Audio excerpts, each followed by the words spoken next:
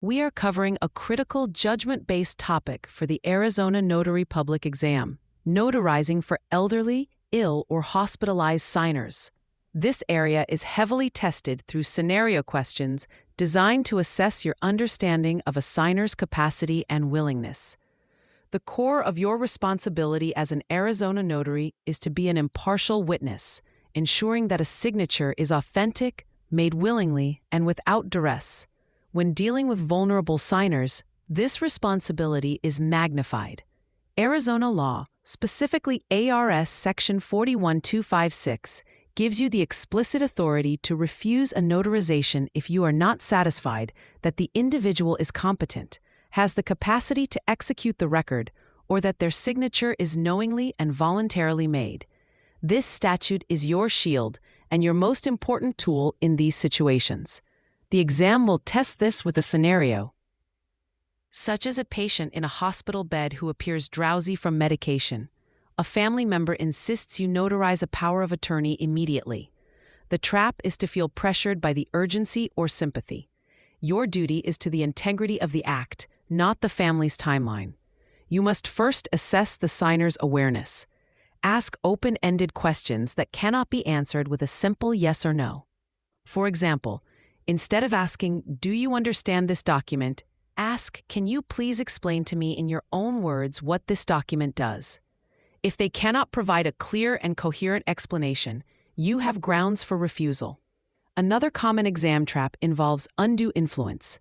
Imagine you are at a senior's home to notarize a deed. The signer's caregiver hovers over them, answers questions on their behalf, and seems to be coaching them. The signer appears nervous and avoids eye contact. This is a significant red flag for coercion. In this situation, you should politely ask the caregiver to leave the room so you can speak with the signer privately. If the caregiver refuses, or if the signer's demeanor or answers change once they are alone, you should refuse the notarization. Remember this mental shortcut for these difficult scenarios: A.R.E. First, assess the total situation, not just the signature line. Second, watch for warning signs like confusion, drowsiness, or pressure from others. Third, ask open-ended questions to gauge understanding. Fourth, remove influencers by asking to speak with the signer alone. Finally, if you are not satisfied, explain your refusal clearly and professionally, citing your inability to confirm their awareness or willingness at that specific moment. Documenting your actions is critical. If you refuse a notarization, you must record it in your journal.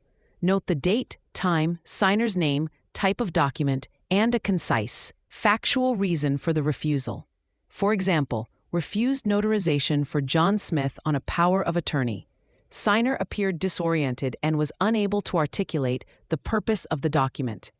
This entry is your best defense should your decision be challenged.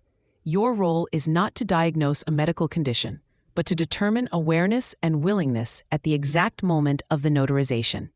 The Arizona exam requires you to demonstrate that you can make this crucial distinction, protecting the public from potential fraud and exploitation.